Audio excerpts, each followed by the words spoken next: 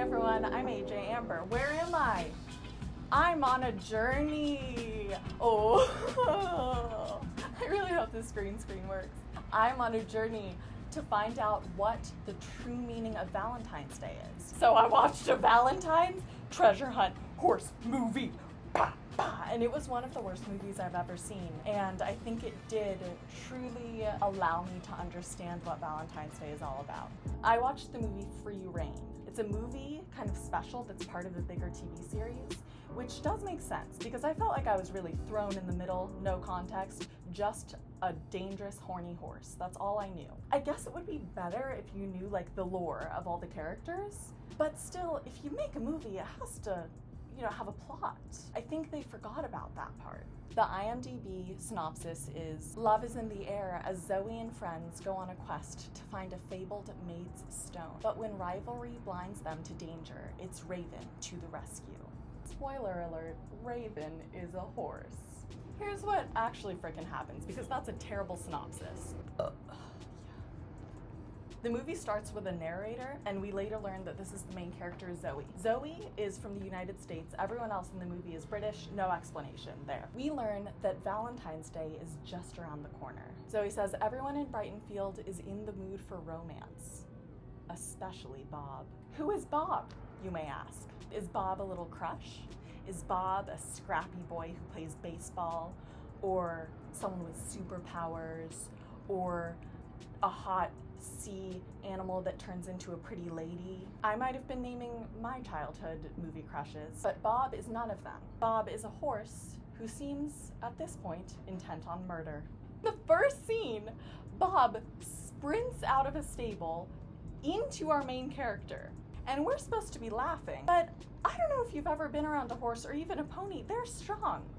Like, they're meant to carry a human, and they have sharp little hooves. They can kill people. They can really trample. Then, moving away from our trampling pony, we are introduced to the group of girls who ride horses at the barn, we assume. We find out that there is an elite gang at this barn. This gang is cutthroat. They haze newcomers, they try to drown their enemies, and all they want is treasure. Cold hard cash, basically. What do they call themselves? The Pony Squad. Pony Squad are going to own Valentine's this year. Zoe, our main character, is in the squad, as well as Jade, Becky, and maybe Winnie. Gabby is another girl who's there at the barn, and she is left out of the Pony Squad because she's new. They don't take kindly to strangers, the Pony Squad.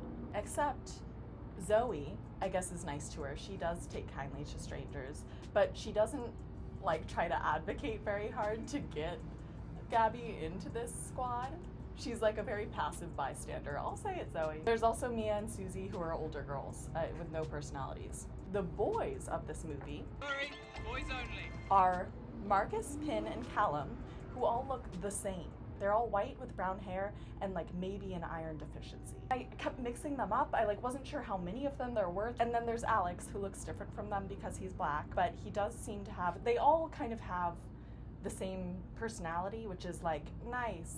And then one is bad. The acting is shockingly great, and the writing is not. But the actors kick ass, and I'm not talking the donkey. I'm taking us back to the scene. Zoe is all tangled up. This British boy, Pin, one of the three brown-haired boys, walks up to her. I had no idea you were so into Valentine's Day. Because she's wrapped in these Valentine's things. And she's like, oh, yep, I love it.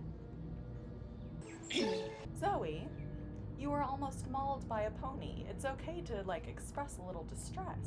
This was my entire teenagehood, was me being in distress and then telling boys I'm fine. So I just felt for Zoe. Also, if I saw someone very tightly tangled in any holiday ribbons, I'd be like, you need help? And they'd say, yes, thank God, I am losing feeling in my legs. I'd be like, you need help? It seems like you're stuck. It seems like you're all tied up. They'd be like, oh, I do need help. I'd be like, I'll help you. That's what I'd do. But I guess that would make for a very different movie. I don't think the Free Reign audience would approve of that move. Then Zoe brings up the concept of Valentines. What are you doing tomorrow for Valentines? Valentines? Zoe is like, yeah, back home, February 13th is strictly for the girls. That's what she says. Zoe acts like in the US, Valentine's Day is like a national holiday. She's like, yeah, of course, Valentine's Day for the girls. Ever heard of it? Which is like, oh my god, that's genius. If I was, immigrated or moved from another country, I would make up so many lies about my home country. And the lies would all be to my benefit. I'd make Valentine's Day once a month. I'd be like, this is a US holiday and we have to just have girls' time once a month. It's called Galantees Day, where we have to gossip and just hang out with the girls. That's all we do. No boys allowed. Gross. I don't actually think boys are gross. Maybe on Valentine's Day I do though. Sorry. Then Zoe's like, hey, for Valentine's Day, we should go on an adventure. I would love that. What Zoe says is she's like, we should go on an adventure to find the Maid's Stone. And everyone's like, oh yeah, we know about the Maid's Stone. Let's leave tomorrow. In the next scene, Zoe reads this book from her grandma about the Maid's Stone. She reads like one page of this book. It's a big book. And in that page, she talks about how there was this great warrior, like the greatest warrior that ever lived. But when she stopped fighting the warrior, a stone was laid in her honor, and then that stone was lost. Then Zoe's grandpa comes in with some flowers and says that the grandma died before they could even find the stone. And they're just like, okay, well, we've got all the information we need. Let's set out at dawn tomorrow. Wait, what? That's a very large book, and you just read like 3 lines from it. What does the Maid's Stone do? Why is anyone looking for it? Is it just a rock? Like, did someone paint on it? Bejewel it? I would look for a bejeweled rock. I'd do that. Also, Grandma got so close to finding it before she died. Is this stone dangerous? Like, doesn't that seem a little spooky? I was like, is this gonna turn into a horse girl Valentine's treasure hunt horror movie? So the next day, the girls get ready for their quest. One of the girls, in a pivotal moment of the film, says, these are Amazing! Instead of amazing. Amazing! Thank you. I have really mixed feelings about this line because I do think it's the best line in the entire movie, but the movie's very bad. So it's kind of like, they need to make horse puns. That's a necessary part of this movie, and I respect it. I respect the attempt. I do think there are better puns they could have made. Hey, spelled H-A-Y, you're a great Valentine. I'll never forget about you. Or, Bob is so hot and romantic, also he's a horse. At this point, the Pony Squad tells Gabby that they'll be grading her today to see if she gets into the dangerous gang, the Pony Squad. So, there's like pressure. There's pressure on this journey already. And then the girls go to open a Valentine's present that violently explodes. It explodes with hearts. Okay, they're paper hearts. It's not that big of a deal. But that would terrify me. Like, you're out in the middle of nowhere, things are a little spooky already, your grandma died, and then there's an explosion?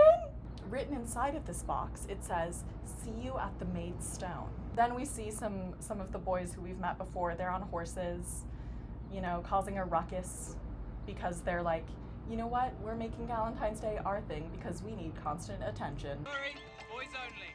And the girls look at each other and they're immediately like, the boys are gonna steal the stone! No! What? I'm so confused by this. I need so much more context for the stone. Like, I wish they would have just given me the little book of the stone and I could have read it before the movie. I know it's all fictional. There's probably no stone book at all in real life. I thought your grandma, Zoe, was looking for this stone, presumably her entire grandma-length life. Like, that's a while, and she couldn't find it? But maybe the girls just assumed that the power of this Hey-mazing Valentine's Day is gonna overcome all obstacles? Amazing! Okay, other coolest part of the movie. I'm like, did I love this movie? Now that I'm telling you guys about it, there's this pan out, and there's this really cool animation, but it also shows a very obvious map with an X where presumably the stone is. And it's like, wait, Was the grandma just really bad at looking for things? Did the grandma have my type of ADHD where she tries to leave the house but then she realizes she's lost like 4 important things, so she just like spends the entire day looking for them and can never leave the house? Anyone else? Is that relatable? I would never find the maid's stone. At least I'm good at other things, like being a little goofball. Mia and Susie are on horses, also looking for the maid's stone. Why'd they all decide to do this on the same day? Or I guess the catalyst is they all somehow, we don't know how, found out that some of the girls were going to find the stone, and everyone else was like, wait, me too, me too. I've always wanted to find the stone, actually. I'm not just copying you guys because you're the pony squad and I think that's cool. They all want to be on the pony squad. Ugh. Of course, that's the point of this. They're all just trying to do it to win these mean girls' affection so they can be on the pony squad. The reason why one of them wants to find the stone is because she wants to be on the front page of the Herald. She wants to be in the newspapers. How funny is that? This is supposed to be set today, and they're like, I just want to be in the newspapers. Also, all these people are on horses. They want this maiden stone so freaking bad. Get something more durable and sick. Yeah, I'd get like a huge fucking ATV and just like plow over everyone to get to the maiden stone. How famous can you really get for finding a stone, though?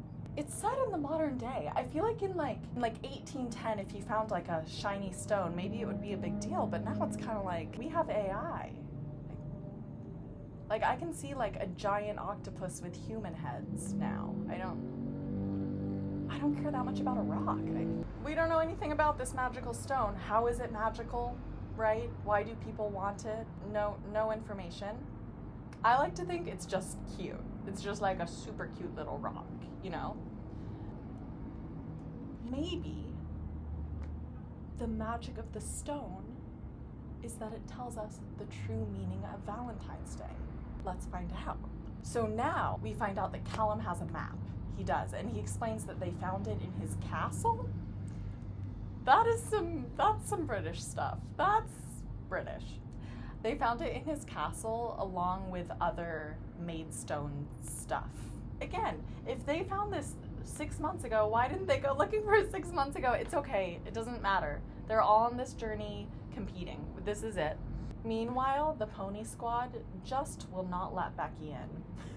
And we have no idea why. They're just cutthroat, I guess that's it. So the pony squad and Gabby, we hate Gabby.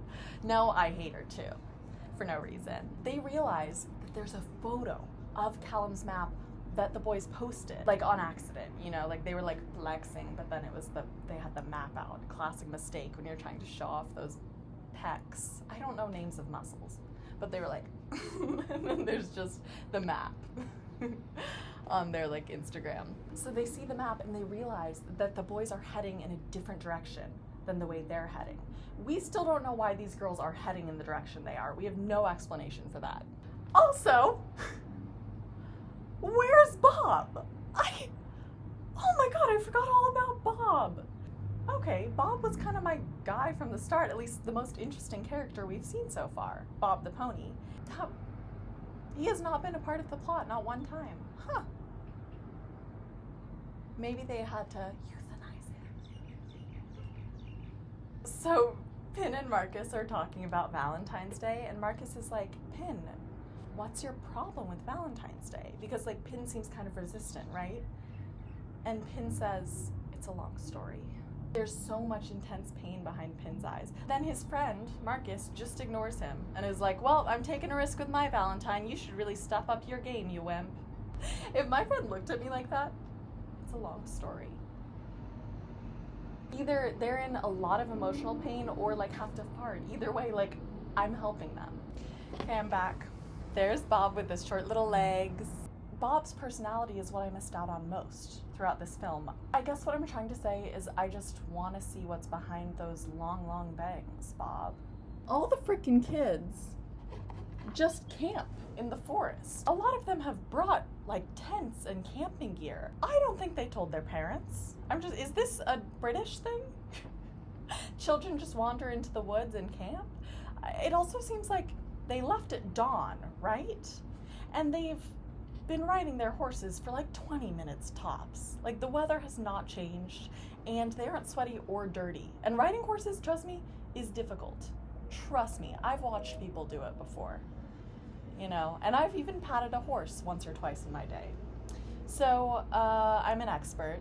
And at this point, they use one of those slightly darker lenses for the cameras. So things like kind of look dark, but also just weird. Like, it's not the right kind of dark lighting. Also, Becky, who's supposed to be the funny girl, is really funny. She's great. Like, Becky is great. Get her in Bridesmaids, baby. Get her in Bridesmaids. Don't put her in Ghostbusters, the girl one. She's too good for that. Becky tells this, like, ghost pony story where they try to do these scary shots of horses, but it just looks like the ponies and horses are trying to film a music video. Meanwhile, Becky finds a Valentine's card that she thinks is for her from Marcus. And she wants to tell the pony squad about it. She says to Gabby, "Hey, pistachios are my favorite nut."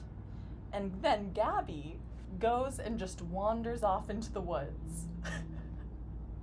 The pony squad is so mean. They have a code word for Gabby, I guess, that is just like, hey Gabby, go away. Hey Gabby, go into these dark woods and crawl under a bush. They're so mean to Gabby, but she does it. She wanders off. Gabby is still wandering alone in the woods due to bullying, and she runs into the older girls, Mia and Susie. The older girls are like, yeah, we're here for a little competition. Also, you're so loyal to the squad, they don't even care about you. Just help us find the stone instead, and like, you can hang out with us, blah, blah, blah. And I guess we're supposed to not root for this friendship between Mia, Susie, and Gabby. And Gabby does not. She's like, F you guys. I would do it. I would become friends with the older girls. They could teach me about periods and stuff. And they're less mean than the pony squad, like, objectively. It's okay. I'm like getting secondhand stressed out. This is reminding me of high school. Despite my critiques, I am invested in these young women. Then Zoe confronts Pin and was like, you're not even into Valentine's Day, right? And then again, Pin is like, it's complicated. You wouldn't get it. The look in his eyes is like he has seen things, you know? And then there's this like crescendo of music, and Pin is like, the thing is. And in my mind, as this music is welling up and Finn is like, hey, I'm gonna be real with you. Here's the real reason why I don't like Valentine's Day. He looks into Zoe's eyes. I was 100% sure he was gonna come out. I don't know if it was like his British accent or his soft looking bones, but like, I was like, okay, Pin's gay, right? But then they're interrupted, so we don't know yet. We don't know why he hates Valentine's Day so much. None of the girls are weirded out that a bunch of men are around them in the woods. Like, maybe they're startled at first, but then they're like, oh, of course. Of course you guys are stalking us. This is real life in the woods, man, bear, or pony. That's what's going on. After this movie, I wouldn't want to find any of those things in the British woods. We do find out that Alex wants to get his almost girlfriend's attention. And it's Becky! And I do realize Becky did mention her almost boyfriend before. And like, honestly, I'm a little bit like, I don't know if they should be together, because Becky was just so sad that she was gonna have to end things with Hot Marcus. That's what she was calling this other guy, Hot Marcus. And I feel like Alex does deserve better, you know? So I'm torn about their relation at this point. And Becky deserves better too. You know, I think she is like 4 years away from like a fun little slut era, and that's what I want for her. You know, I think that's what would be good. At this point, Becky does reject Marcus because she's into Alex, right? And it turns out that Marcus wasn't even like into her. And this moment is played off as like embarrassing for Becky. Like, Marcus would never want to go for her. They're all just like blonde kids. I don't understand why. I think the idea is like, girl cannot be funny and attractive to boy. Becky stays confident throughout this whole interaction. I'm so excited for Becky to just thrive in her life. You know, like, I want a Becky spinoff. 27 minutes into this movie, Zoe says the line, Someone's like, Valentines? And Zoe says, no, more like Race to the Stone. Which I think summarizes the movie better than I ever could. That should be the movie's subtitle. Free reign. Valentines? More like Race to the Stone. Free reign. Valentines? More like you can't sit with us. Valentines? More like my mom owns a castle. At this point I'm realizing it seems like there was a half an hour before the movie where the characters were actually fleshed out that they just deleted. Like, usually it's that movies go on for too long, but this one I'm like, I think you missed the beginning. It was like at the start they were like, we gotta include this silly guy Bob, silly pony Bob, romantic silly man pony Bob. And then they forgot about all the other characters. But then they remembered the plot with all the characters and forgot about the romantic pony. Mia and Susie, the older girls, wake up on an island in the middle of a lake, which means Gabby got up in the middle of the night and dragged two people on an air mattress across half a lake, and they did not wake up. They're stranded out here in the woods on, like, in the middle of a lake. And this does make me think maybe the Pony Squad is a little reluctant to have Gabby in their group for a reason. Like, this is giving Psycho. Then Callum mentions that the Maiden Stone is also buried with a valuable golden crown. How does he know this? We have no idea. Why does no one else know? We also, no explanation. Callum and Alex still are following this map, and Alex looks at it and points out that it looks a lot like a military map. Meanwhile, Marcus's feelings are hurt, we don't care. Jade realizes that the X on the map is for landmines. Okay, Jade, there's landmines everywhere, potentially. Right when Jade realizes that the X's are for landmines and this is like a previous military zone, Pin and Marcus start to ride toward them on their horses. And Zoe yells, like, stop, there's danger! The music peaks, and then nothing happens. Nothing. Alex and Callum start digging, meanwhile. They find out the spot where they think this stone should be. Zoe sees them and yells at them. There's a landmine there, and if they move, she yells, it will go off. Then Alex just moves. He just, like, walks away. I guess they know the rules of landmines better than me, I don't know. So they say the police are on their way, and all Callum has to do is hold his hands on a shovel, which seems to be so hard for him. Alex says, I don't know how much longer he can hold it, like he's really shaking. So Callum's one task is to, like, not move, you know, just, like, sit there, and he can barely do it. Castle Callum is useless. In order to rescue Callum, Zoe rides a giant tromping horse, like right next to the landmine, and then they pick up Callum and I guess they can ride away quickly with the horse. That's the idea, right? Walking a 300-pound animal right next to a landmine seems like a bad idea, but it works out. It's totally fine. The mine explodes, like, you know, when they're far away from it, which is a relief. I didn't want the only explosion to be from a scary Valentine's gift. And their reaction is really weird in general. Like, everyone's like, yay! And they were just this close to being, like, fully blown up into little tiny bits, but they're like, woohoo! Now is when Alex and Becky have a little chat, and Alex calls Becky Donut, and this is the most chemistry I've seen in this entire movie. Like, I can't describe it. They might be 10 years apart in age, but, like, I like this scene and I understand them. Pin confesses that his parents got married on Valentine's Day and they made a big deal about it, but then his mom left them, which is why he's sad and weird about Valentine's Day. Boring, be gay. Jade reads more of the book, which you would think they would have read earlier. And the book says that the Maidstone was at the northern tip of the island. So it turns out they need to, like, go through water at low tide, right? This is the best setup in the whole movie because low tide is only for, a few minutes, right? So they need to get out to this island and back within, like a serious time frame. There's a race, right? Evil guy Callum, he rides a four-wheeler. That was my idea, me and Callum, for this fancy castle man. Like, I just love that for him. It really develops his character, gives us some nuance. And it turns out this warrior woman, she was fighting the Saxons. They just kind of mentioned that as an aside. That's cool. It also turns out, spoiler alert, her grandma, Zoe's grandma, had found the stone, but she was protecting it. And Zoe says, just because we find something doesn't mean we need to shout about it. And they leave this stone alone. You don't always need to like extort everything that you find, right? I think that's a profound message. And it would be great if the rest of the story had anything to do with it. Fancy boy gets stuck in water. Like maybe he thinks he can't move if he's wet, I'm not sure. I think that there are really fascinating like colonial underpinnings with relation to like this warrior fighting off the Saxons, and you know, they're discovering this stone, but instead of like, you know, using it to their benefit, they're letting it be. And I think it is interesting, like how does the moral of this stone connect to Valentine's Day itself? Some may say it doesn't. Some may say that the creators of this just signed a specific deal with Netflix where they were looking for a horse Valentine's Day movie, and the writers already had written the stone script, so they just kind of mushed things together.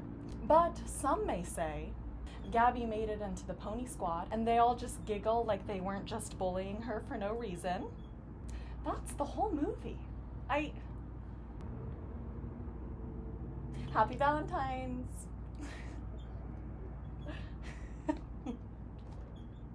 Oh.